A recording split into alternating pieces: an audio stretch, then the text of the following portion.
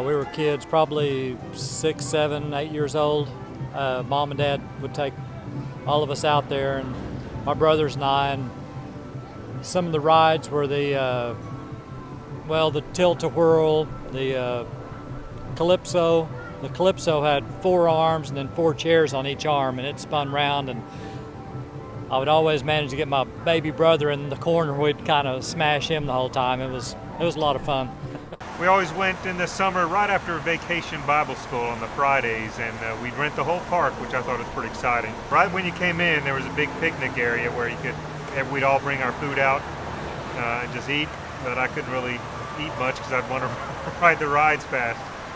Oh, the one scary one was the Ferris wheel that turned upside down. You had your car in there, you could hold a lever and you'd be upside down as you went around. The big thing, of course, was the Big Dipper, the first roller coaster I remember.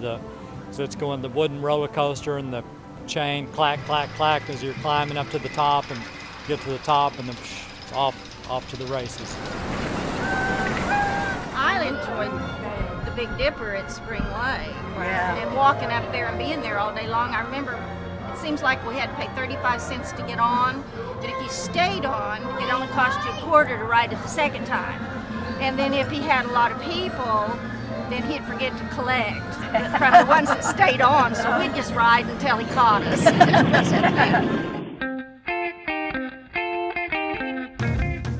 The only thing that was there initially, well, there were 2 things.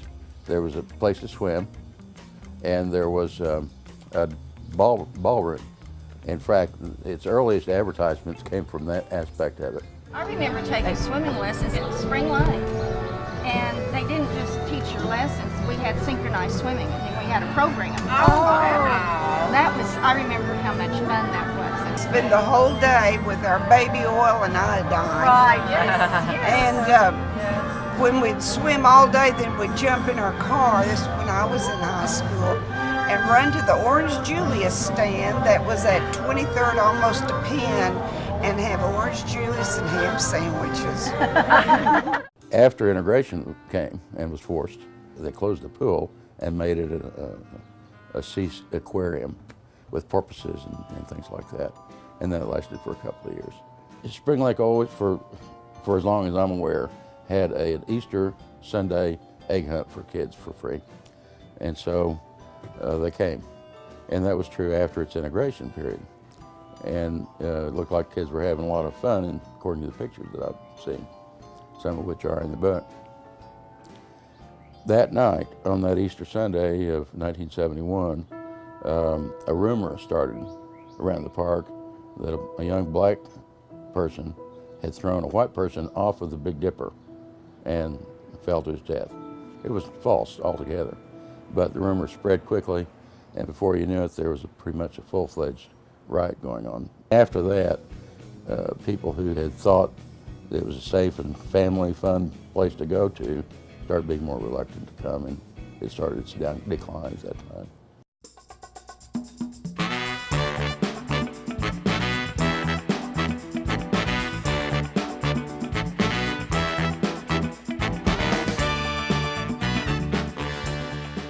I went to Wedgewood almost every day for at least 2 summers, and we got to know all the people that did the rides, and so sometimes we got to ride them for free. But I remember that something that twirled around, and so we got on it and we said, don't spin us very much, okay, because we'll get kind of sick.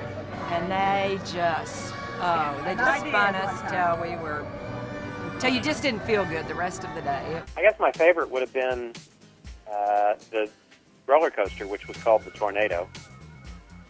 It was built in 1959. I know that because I was 6 years old. And I was the first kid to ride it. After it was built, my father took me to ride the thing, even before my 2 older sisters got to ride it. They had dances out there. We'd go to dances out at Wedgewood every weekend. So one of the things that Ann Glenn wrote was that she ran dances out at Wedgewood, and that you brought food, Sandra. You brought some food to the dances. She mentioned some other people too that ran the dances out there. Did we get paid? She did. She did. I don't know. Maybe she just suckered you into helping. Actually, it started as a driving range.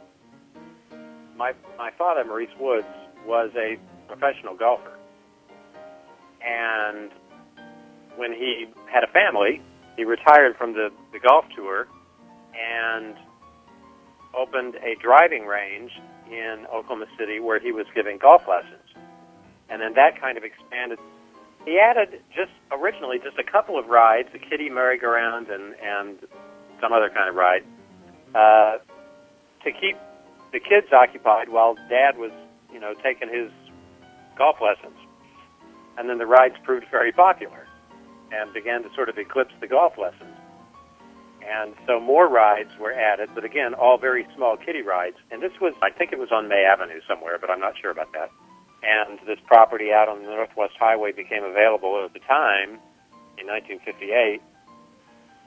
There was nothing out there. And so my father bought 35 acres and began building what became Wedgewood Village Amusement Park.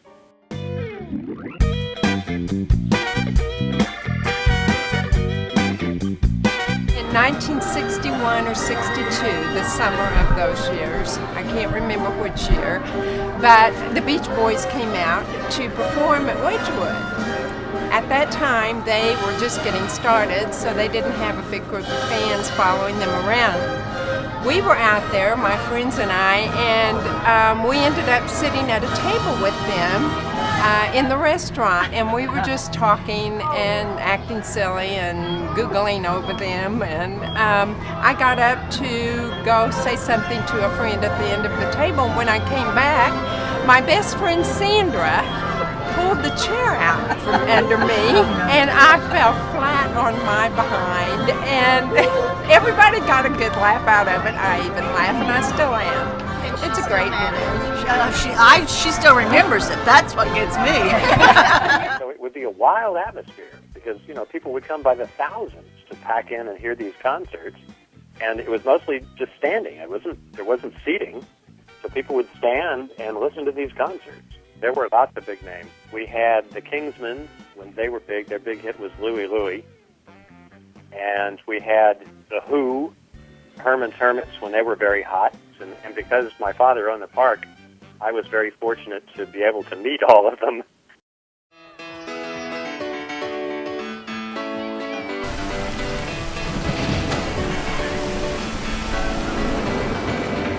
My kids got older, we would actually get the pass, the combo pass, the Whitewater and Frontier City pass. And since I worked nights, I was with them all. I brought them all summer long to Frontier City and Whitewater.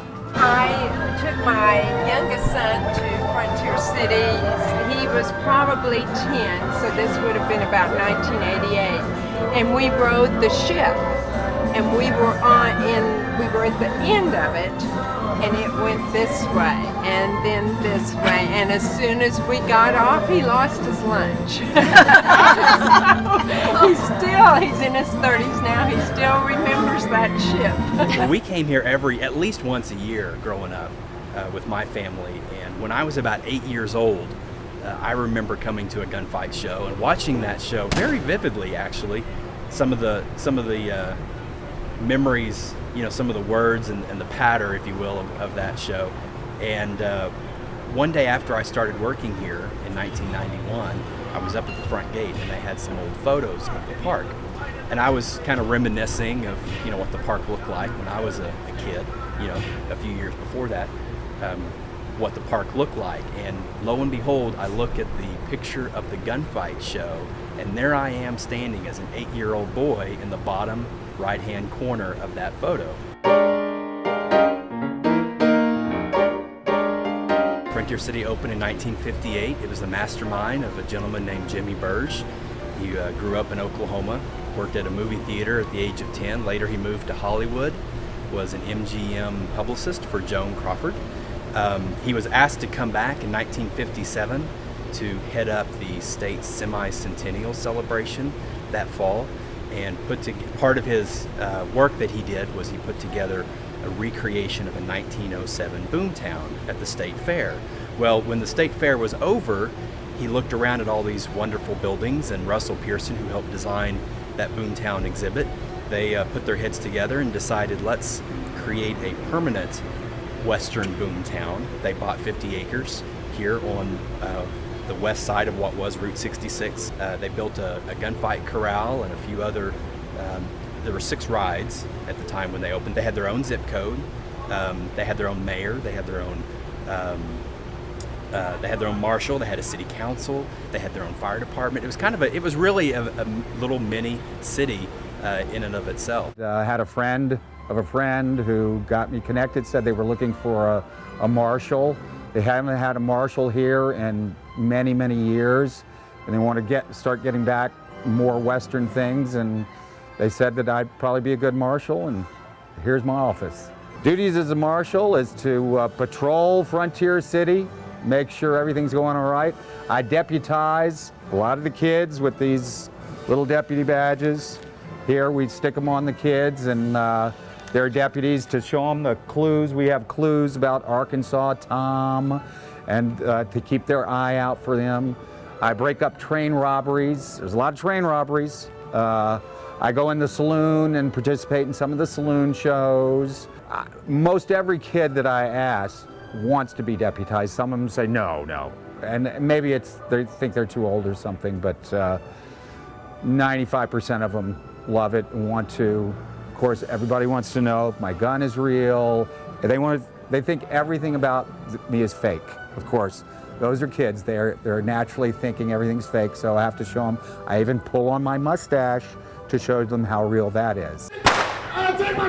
We still have the shows, some of the similar shows that they were doing in 1958 with the gunfighters. They're falling off the buildings, and there's always a bad guy that has to get caught, and the whole element of the fun that kids just laugh and giggle the whole way through.